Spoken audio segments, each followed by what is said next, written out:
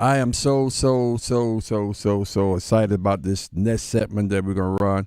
And Pam tried to give me a little hard time with the tease prior to the break, but I appreciate what you said. Oh yeah, this is my life. But And over the next couple of days, yes, that's we're going right. to explore My different mom- things throughout your life. That's exactly right. Well, a big part of my life, 'cause I think you grow up where you go to high school at. That's right. That's what I tell You people all said the that time. a long time ago. Yeah, we talked about that. Yeah, matter of fact, we had a poll on that. I think. But I tell you, man, I'm a young man that I played against in elementary school basketball, and we ended up going to the same high school, Instant High School in Birmingham, Alabama, and ended up playing football and basketball together. But he was my quarterback on the Instant High School Yellow Jackets football team. And went on from there to play baseball in college and become coaches at Mississippi State and Jacksonville State. And he's a legend. They retired his number. And we're going to talk about the doggone baseball stadium is named after this dude. Welcome to the Sports Shop for the first time. My classmate, my friend, Jim Case. What's up, Case? How you doing, brother? Oh man, I'm excited to be here. Good morning.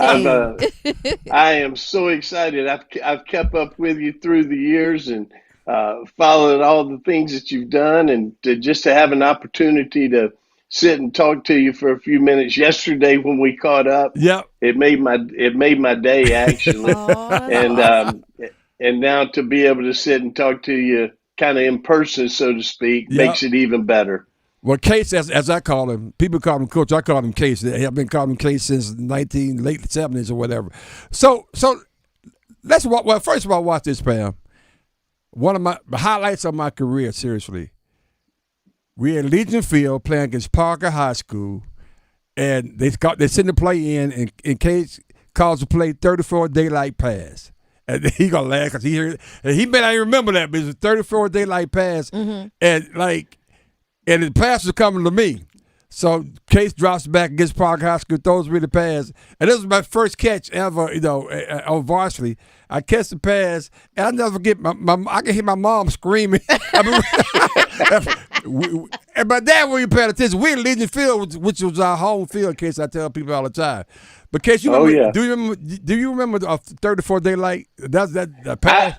I remember somewhat. There's Yeah. been a lot of days go between those, but I don't think it would take me long to catch up with that. But I bet it was a duck that I threw, and I bet it was high, and I bet you went up and got it because that's normally what happened when I threw it. So I was fortunate to have some guys who could really go up and get it.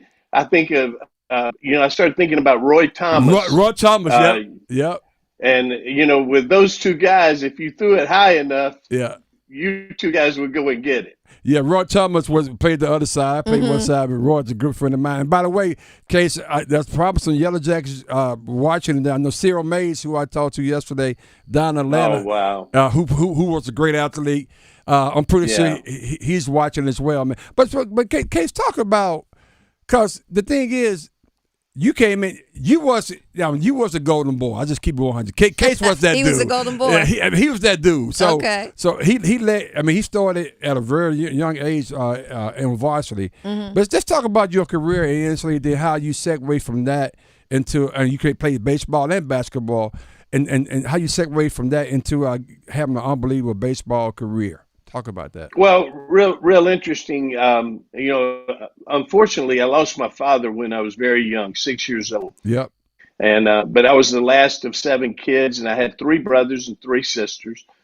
And my three brothers really took over, and so really my growing up was a lot of sports. I mean, that's what we did. We played, little league at that time.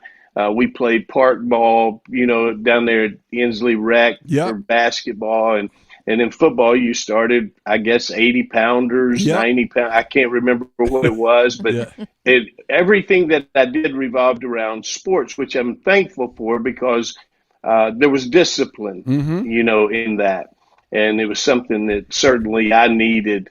But sports were a big part of my life. My brothers were a big part of my life, and they kind of stepped in with me not having a father, and they kind of stepped in and made sure that I was headed in the right direction.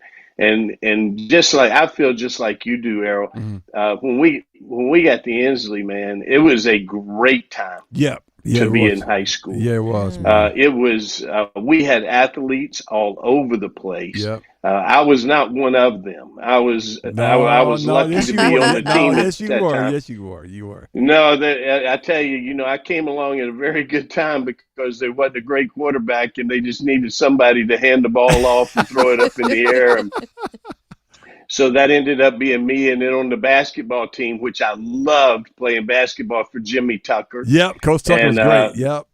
And I loved playing for him, but I was the worst player on that team, but wow. loved every minute of it. Just loved it. I mean, go to Fair Park and play in front of packed houses and people running on the court. I mean, I tell our guys about it. They can't even believe that there would literally be people running on the court when you were running back down after a goal, and people would run out and then they'd run off, the court. Hey, he's right. When Fair Park was the Mecca. I mean, back in those days, it was crazy. People get there early, 3 or 4 hours early, trying to get in there, Pam. It was just crazy. Wow. And Case is telling you probably back when you said that, man. You right about that. Yeah, and you're watching. I mean, seriously, you're watching NBA players. Yep. I mean, there's guys that end up playing in the NBA. Yep. No, you're right. And so there would be a game at 5 o'clock, and then there'd be another game at 7 o'clock or 7:30 or whatever. And our gyms just weren't big enough to hold the people that were going to show up when Inslee played Parker. Oh my goodness! And you got Ra Scott, and oh man, and you got all of these guys that are running out there, and you look back 4, 5, 6 years later, and there's guys that are playing in the NBA, and Reggie certainly Mule King, and J.O. and all those guys, Keith McCoy and all those guys, T.R. Dunn. Think about that, man. It's crazy. Wow, it's unbelievable. I mean, Mule King was one of the scariest individuals I've ever been around. He was huge, pal. And really, he was huge. I mean, this guy was huge, and he was tough, and I mean, it was a great time to grow up, and I say this to guys all the time. If you went to our high school, the best thing about it was you came out of there and you weren't scared of anything. that is great. That is great. Awesome. Go ahead, we Pam. are talking to legendary Coach Jim Case, who is the coach of Jacksonville State head coach, baseball coach, right? University. And he's recently retired, so I want to congratulate you on that. Thank you. But my other question is, what is going on with the water in Birmingham? Y'all look great. Y'all look great. Well, I wish I looked like Errol Reese right now. I you got hair, man. I got it, but it's fleeting. It's not staying for long. Well, I'm doing this segment called My Life about Earl Reese. So I want to talk a little bit more about Inslee High School memories. Sure. And tell me about this wide receiver, tight end, the diva of football for your high school. But what is your greatest memory of Earl Travis Reese?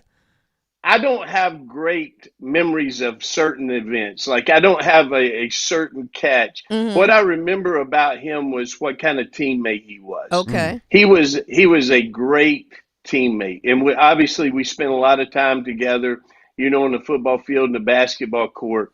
But he was a great teammate. There was no question about it. He was as much class as he is right now. Mm-hmm. He was like that when he was 16, 17 years old. Oh, wow. He was the same way. And his sister was the same way, by the way.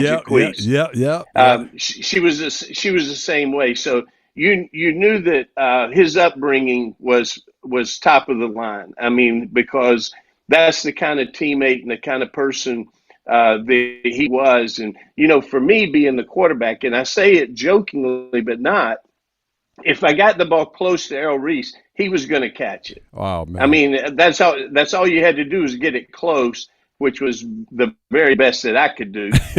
But if you got it close to him, he was going to come down with it. And so We had some good running backs. Oh, you We sure did. really did. Yeah. Blake. Blake Boyd. Yep. Blake Boyd, Yeah. and we had some guys like that. But we threw a lot off of those running backs, which puts you in a lot of one-on-one type of coverage. And when we did that, you're going to win that right 90% of the time. And this guy got the ball. Hey.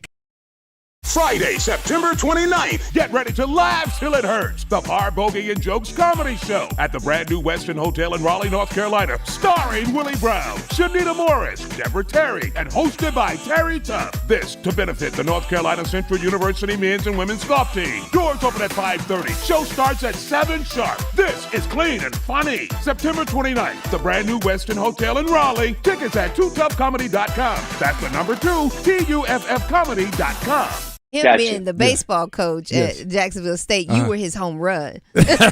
Well, me, and to be fair, Rod Thomas, who was an unbelievable athlete as well. It's funny, we all went to different elementary schools and played against each other in tournaments, but then we all kind of converged instantly at the same time. We're talking to legendary coach, my friend, my teammate, Coach Jim Case, who at 21 years had successful over the last 21 years. Of course, Jacksonville State baseball team won 7 OVC Ohio Valley Conference championships, man, and you just had an unbelievable career. So let's talk about your baseball career. So you went to Louisiana Tech, then ended up coaching at Mississippi State. Talk about that a little bit and how you got to Jacksonville State. Well, it's kind of a long story, and so I'll keep it very short. I started at Mississippi State as a GA, and then was able to get back home to UAB for 11 years. UAB. I worked for Pete Rancont, and then the legendary coach Ron Polk retired at Mississippi State, and I was asked to come back there as the pitching coach and recruiting coordinator, which I did for 4 years. It was a great 4 years. But I really needed to get back closer to family. And my mother was getting older. All of my brothers and sisters were in Birmingham. And when I had an opportunity to get back to Jacksonville as the head coach, I took advantage of that. And it was kind of a difficult decision because we had the 4 years that I was number one assistant at Mississippi State, we went to the College World Series. We were in 2 super regionals. And a regional. So we were being very successful. We had some guys that were headed to the big leagues for certain. But this was a great place for me. It was a great place for my wife. It got us back closer to home, which was a big deal for us. And coming back to home at Jacksonville State, you did some remarkable things there. And I have to segue to this because I'm not sure what question Pam has, but let's talk about they retired your number. That was it. Oh, go ahead, Pam. You can ask a question. Oh, yeah. I was going to ask him about retiring of his number and, of course, the naming of the baseball field. Yeah, stadium, yeah. Well, the naming of the baseball field, we were. It's, again, a long story to make it very short. There was a couple of gentlemen who stepped in when we were trying to do some improvements. And really, Errol and Pam, it kind of changed my life because I was kind of a small thinker, and I was going to try to redo our dugouts and maybe put in a new locker room. And there was some gentlemen that I met with that were big thinkers, and we ended up with one of I'm not even making this up. It's one of the best college baseball facilities that I've been in. Not as big as some. But if you're a player and you want to go to a place that's set up for you, Jacksonville State was a great place to go. So that was kind of the stadium part. It happened because there was a couple of gentlemen who were large thinkers and they backed me. The part about the retiring of the uniform, the interesting thing about that was when our athletic director did that at my retirement deal, they gave me an away uniform. Wow. And it was a gray uniform instead of a white one. And so I I told him, I said, I've never seen that before. Are you trying to tell me to get out of town?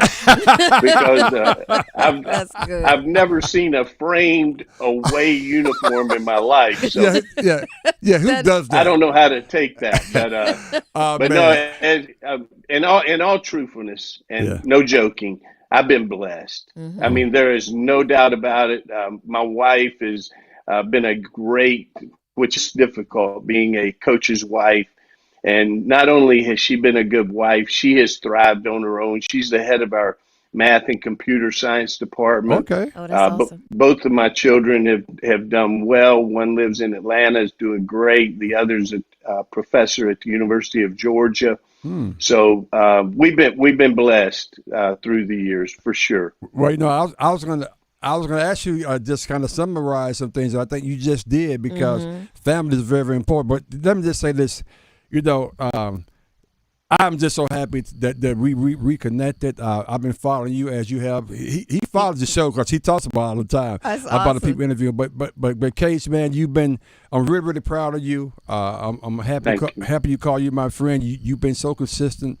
Whether we talked to each other a gazillion years ago or even today, you've been very consistent. I appreciate you, brother. And Godspeed to you, man. And I'm gonna see you sometime real soon. I promise. Thank you, and thank you for having me on. I Coach Case. really enjoyed it. Yeah, thank you, sir. Pam. All right. Oh, There it that's is. good stuff. See, Pam, there you go. In the life of Earl Reese. To be continued tomorrow on the Sports Shop Radio with Reese K-Mac. And I'm Pam Thompson-Smith the Fur. And Jacqueline. Jacqueline G. Reese. Her G stands for Gibson, though, not God.